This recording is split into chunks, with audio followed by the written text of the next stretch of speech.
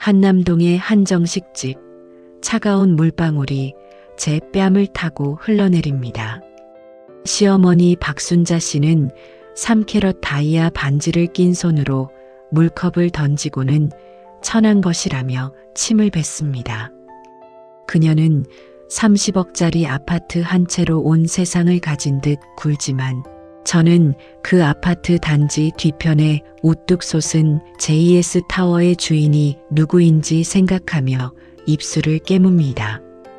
7년을 참아온 인내심이 끊어지는 소리가 들린 순간입니다.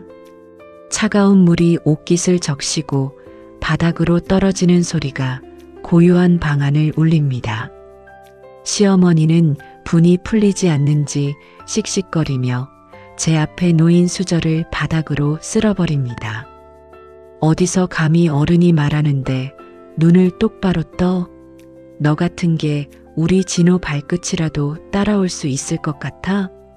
그녀의 목소리는 탐욕과 오만으로 가득 차 있었습니다. 저는 젖은 얼굴을 닦지도 않은 채 그녀의 일그러진 얼굴을 조용히 응시했습니다. 이 굴욕의 끝에 기다리고 있을 그녀의 몰락을 상상하며 말입니다. 그녀가 자랑하는 그 다이아 반지도, 오늘 먹은 1인당 25만 원짜리 식사비도 사실은 제 주머니에서 나간 것이나 다름없다는 사실을 그녀는 꿈에도 모릅니다. 저는 지난 7년 동안 이 집안의 모든 수모를 견디며 인간의 본성이 어디까지 추악해질 수 있는지 지켜보았습니다. 이제 그 관찰 기록은 끝났습니다. 제 뺨에 흐르는 것은 눈물이 아니라 그녀의 비참한 미래를 알리는 신호탄이었습니다. 저는 속으로 나지막이 움츠렸습니다. 어머니, 오늘이 당신이 가장 큰 소리칠 수 있는 마지막 날입니다. 박순자 씨는 전형적인 졸부입니다. 15년 전 경기도 변두리의 땅이 개발되면서 20억이라는 거금을 손에 쥐게 된 후 그녀의 인격은 그 돈의 무게를 견디지 못하고 뒤틀려 버렸습니다. 그녀의 취미는 백화점 VIP 라운지에서 남의 집 며느리들을 줄 세우고 급을 나누는 것이었습니다. 그녀는 아들 진호가 대기업 과장인 것이 세상 무엇보다 귀한 훈장인 줄 알며 살고 있습니다. 매일 아침 7시 그녀는 제게 안부 전화를 강요합니다. 지은아, 잠이 오니? 시어머니는 벌써 일어나서 물 마시고 있는데 전화기 너머로 들려오는 그 고압적인 목소리는 저를 운 좋게 용된 개천, 용이라 칭하며 끊임없이 비하합니다.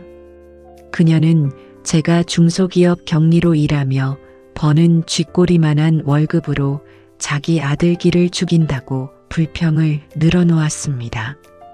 사실 그 아들이 다니는 대기업의 최대 주주가 누구인지 알았다면 과연 그런 말을 내뱉을 수 있었을까요?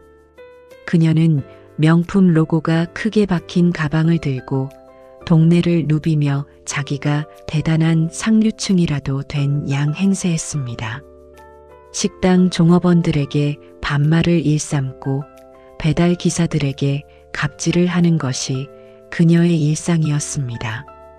제가 옆에서 말릴 때마다 그녀는 저를 무시하며 말했습니다. 돈 없는 것들은 대우해주면 기어오르는 법이야. 너도 똑똑히 배워둬라. 그 천박한 교훈을 이제 그녀 자신에게 돌려줄 시간이 다가오고 있었습니다. 저는 낮에는 낡은 구두를 신고 중소기업 경리로 위장의 시댁의 온갖 제사와 자비를 도맡습니다. 손가락에 물마를 날 없이 제사 음식을 장만하고 시어머니의 발 마사지를 하며 시간을 보냈습니다.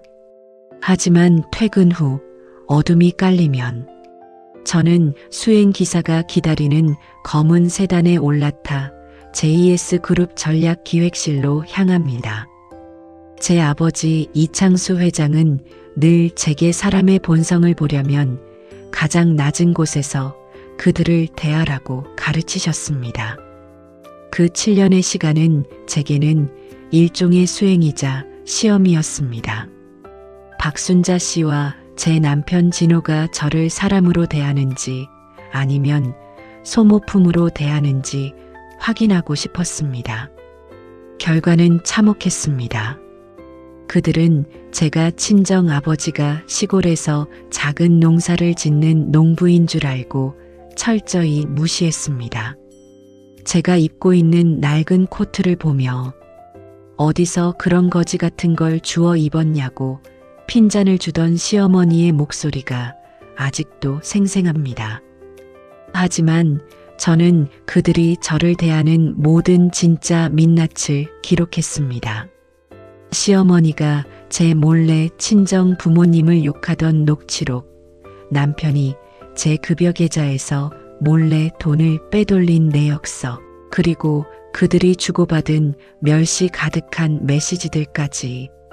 저는 JS그룹의 유일한 후계자로서가 아니라 한 인간으로서 그들의 바닥을 보았습니다.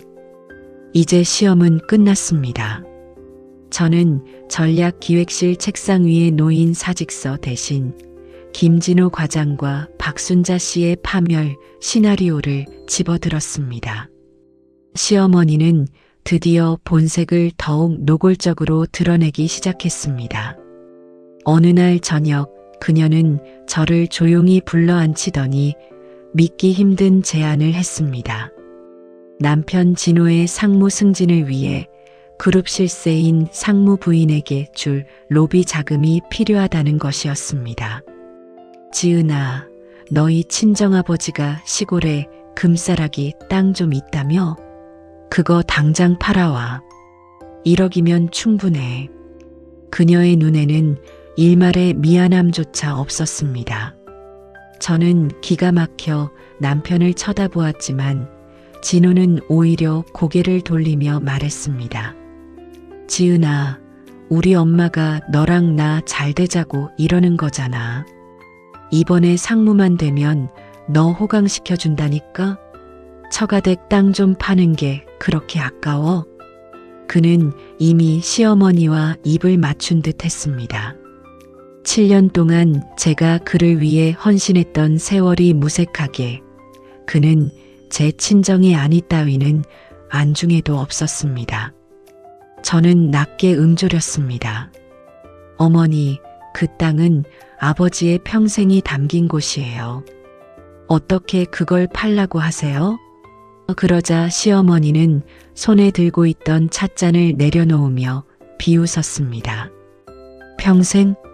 그래봐야 흙이나 파먹는 인생이지. 그 땅 팔아서 우리 아들 앞길 열어주는 게 그 영감탱이한테도 영광 아니겠니? 그 순간 제 마음속에 남아있던 마지막 연민의 불꽃이 꺼졌습니다. 저는 알겠다고 답하며 차가운 미소를 지었습니다. 그 1억 원이 그녀의 무덤을 파는 비용이 될 줄은 꿈에도 모른 채 그녀는 좋아라 웃었습니다. 돈을 마련하겠다는 핑계로 시간을 벌며 저는 그룹 감사팀과 조사팀을 가동했습니다. 설마 했던 남편의 실체는 상상보다 더 더러웠습니다. 그는 이미 시어머니의 묵인하에 회사 공금을 유용하여 강남의 유흥업소를 드나들고 있었고 심지어 내 연녀와 살 집까지 알아보고 있었습니다. 시어머니는 아들의 외도를 알고서도 남자가 사회생활 하다 보면 그럴 수도 있지. 내가 부족해서 그런 거야라며 저를 다그쳤던 것이었습니다. 감사팀이 넘겨준 자료에는 진호가 법인카드로 내 연녀에게 사준 명품 가방과 호텔 결제 내역이 빼곡했습니다. 더욱 충격적인 것은 시어머니 박순자 씨가 그 내연녀를 직접 만나 우리 며느리는 애도 못 낳는 성년이 내가 빨리 손주만 가져라라며 응원까지 했다는 사실이었습니다. 제 심장이 차갑게 식어가는 것을 느꼈습니다. 7년 전 이 남자와 결혼할 때 약속했던 평생의 가약이 쓰레기통에 처박히는 순간이었습니다. 저는 그들의 파렴치한 대화가 담긴 녹취 파일을 들으며 조용히 주먹을 쥐었습니다. 시어머니는 여전히 제게 전화를 걸어 돈은 언제 준비되냐며 재촉했습니다. 저는 거의 다 됐어요, 어머니. 이번 JS 그룹 창립 기념일에 상무 부인을 직접 만나게 해드릴게요. 그때 돈을 전달하시죠라고 말했습니다. 그녀는 흥분한 목소리로 역시 우리 복덩이 며느리 라며 좋아했습니다. 복덩이가 아니라 복수라는 것을 그녀는 행사장 입구에 들어서서야 알게 될 것입니다. 복수의 시계는 빠르게 돌아갔습니다. 저는 비서실장에게 연락하여 JS 그룹의 모든 감사 역량을 김진호 과장 한 명에게 집중시켰습니다.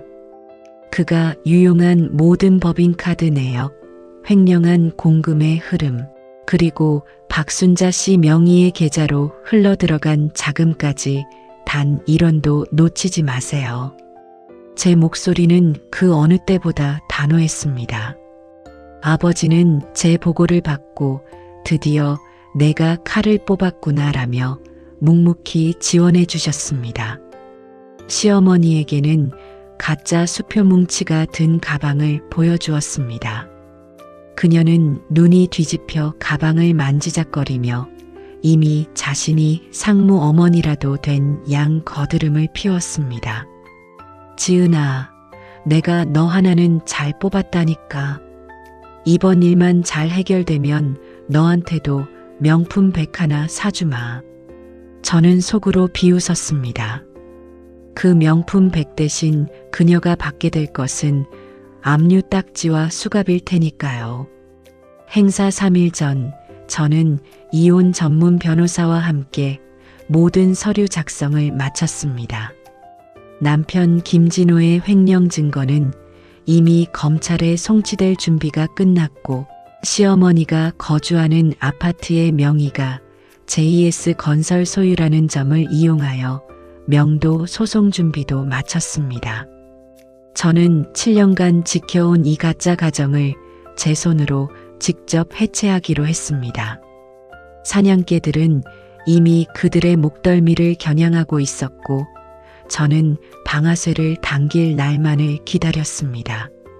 JS 그룹 창립 50주년 기념일 행사장인 신라호텔 영빈관 앞은 귀빈들로 가득했습니다.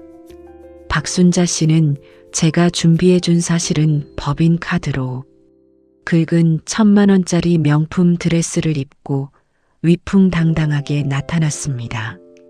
그녀는 자신이 오늘 밤 상무 부인과 어깨를 나란히 할 VVIP라 착각하며 입구에서 본인 확인을 요구하는 보안 요원들에게 갑질을 퍼붓기 시작했습니다.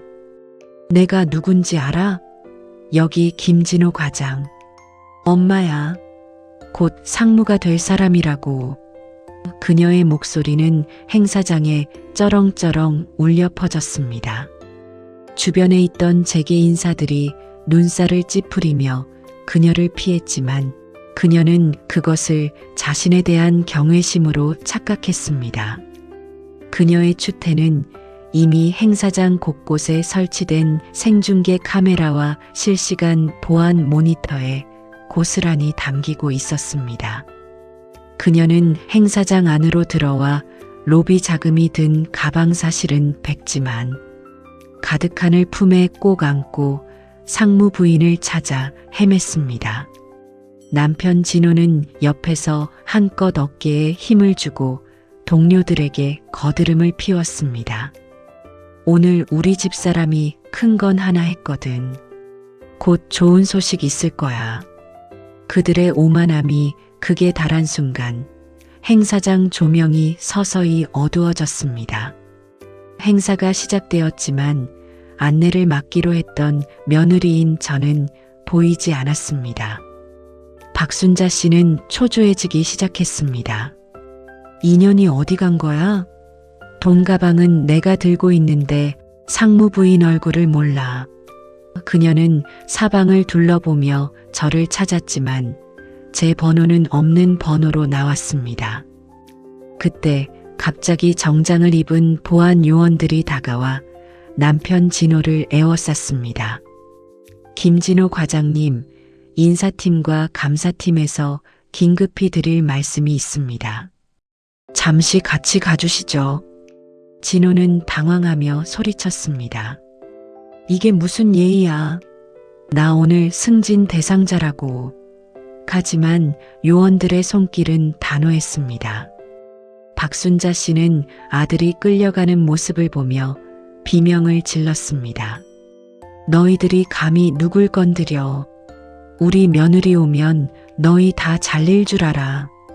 장내의 시선이 그들에게 쏠렸습니다.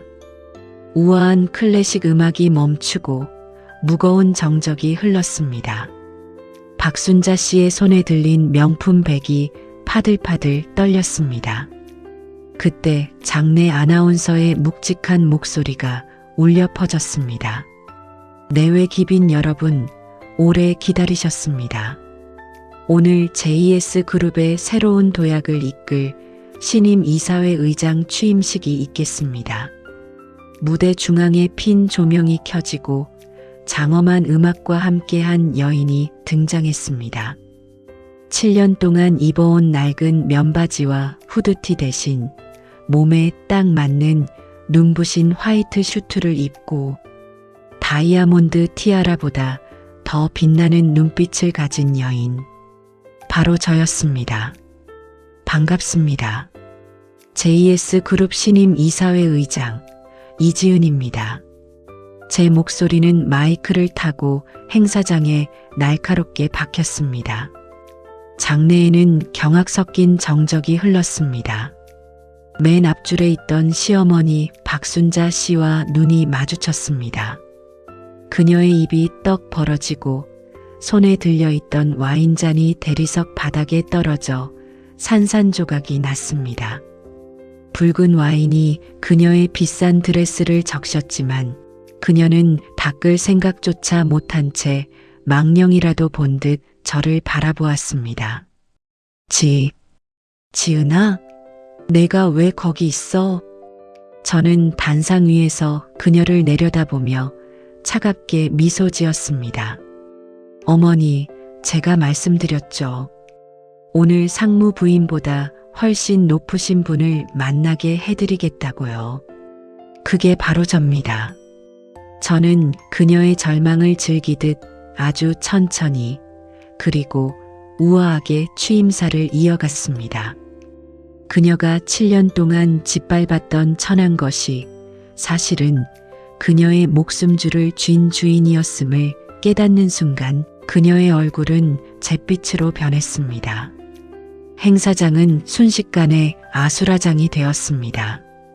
저는 연설을 마친 후 보안 요원들에게 끌려가지 않으려 발악하는 진호를 가리켰습니다. 김진호 과장, 당신은 오늘부로 JS그룹에서 해고입니다. 횡령, 배임, 그리고 법인카드 부정 사용에 대한 형사 고발 서류는 이미 검찰에 접수되었습니다. 제 선고에 진호의 무릎이 꺾였습니다. 지은아, 아니 의장님, 제가 잘못했습니다. 엄마가 시킨 거예요. 저는 아무것도 몰라요. 진호는 비굴하게 소리치며 제 발치로 기어오려 했습니다. 7년 전 제가 사랑했던 그 남자의 모습은 어디에도 없었습니다. 오직 살기 위해 가족도 팔아넘기는 추한 짐승만 남았을 뿐입니다. 저는 눈길 한 번 주지 않고 차갑게 명령했습니다. 내보내세요. 공기가 더러워지네요. 시어머니는 옆에서 실성한 듯 웃다가 울다가를 반복했습니다. 그녀가 그토록 자랑스러워하던 아들은 범죄자가 되었고 그녀가 그토록 무시하던 며느리는 자신의 생사여 탈권을 쥔 신이 되었습니다. 이건 꿈이야. 우리 지은이가 이럴 리 없어. 그녀의 중얼거림은 보안 요원들의 구두 소리에 묻혀 사라졌습니다. 복수는 거기서 끝나지 않았습니다. 박순자 씨가 살고 있던 한남동 아파트에 JS 건설의 명도 소송 집행팀이 들이닥쳤습니다. 이 아파트는 김진호 과장이 회사의 미분양 자산을 불법 점유해 온 것입니다. 오늘부로 강제 집행에 들어갑니다. 인부들이 그녀의 짐을 길바닥으로 내던지기 시작했습니다. 그녀가 제게 사오라고 협박했던 친정, 땅 1억은커녕 그녀가 가진 모든 것이 압류 대상이었습니다. 그녀가 입고 있던 모피 코트, 3캐럿, 다이아 반지, 가구 하나하나가 전부 남편이 횡령한 돈으로 산 작물로 간주되었습니다. 이거 이거 내 거야. 내가 어떻게 모은 건데. 그녀는 울부짖었지만 법은 가차 없었습니다. 저는 그 광경을 차 안에서 조용히 지켜보았습니다. 7년 전 제가 이 집에 처음 인사 왔을 때 그녀는 제 낡은 가방을 베란다 밖으로 던지며 근본 없는 것들은 물건도 근본이 없다고 했었습니다. 이제 그녀의 근본 없는 욕망들이 길바닥에 쓰레기처럼 쌓여가고 있었습니다. 저는 창문을 올리며 비서에게 말했습니다. 한치의 오차도 없이 전부 회수하세요. 갈 곳이 없어진 박순자 씨는 결국 제 집무실 앞으로 찾아와 무릎을 꿇었습니다. 왕년의 그 위세는 온데간데 없고 헝클어진 머리에 초췌한 모습이었습니다. 지은아, 아니 의장님, 내가 죽을 죄를 지었다. 내가 미쳤었어. 한 번만, 딱 한 번만 살려줘라. 우리 진호 감옥만은 안 가게 해줘. 그녀는 제 구두 끝을 붙잡고 눈물을 쏟았습니다. 저는 의자에 깊숙이 기대앉아 그녀를 내려다보았습니다. 어머니, 7년 전 제가 처음 인사드렸을 때 하신 말 기억나세요? 사람은 고쳐 쓰는 게 아니다라고 하셨죠. 저도 그 말씀 따르려고요. 어머니 같은 사람은 고쳐 쓸 수가 없거든요. 제 목소리는 건조하고 차가웠습니다. 그녀의 사죄에는 진심이 아니라 오직 다시 편안한 삶으로 돌아가고픈 탐욕만 보였기 때문입니다. 그녀는 그래도 우리가 가족 아니냐며 마지막 감성팔이를 시도했습니다. 저는 비웃으며 대답했습니다. 가족이요? 제 친정 땅을 팔아 로비 자금을 가져오라던 분이 가족을 논하시나요? 당신들에게 저는 가족이 아니라 현금 인출기였겠죠. 이제 인출기는 고장났으니 당신들의 그 잘난 근본대로 사세요. 저는 보안 요원을 불러 그녀를 끌어냈습니다. 그녀의 비명소리가 복도 끝까지 메아리 쳤습니다. 법원 앞 수의를 입은 채 구속 기소된 진호를 마주했습니다. 그는 마지막까지 재산 분할을 요구하며 추태를 부렸습니다. 야, 이지은, 너 돈 많잖아. 7년 동안 내가 너랑 살아준 값은 줘야지. 저는 대답 대신 변호사를 통해 서류 한 뭉치를 던져주었습니다.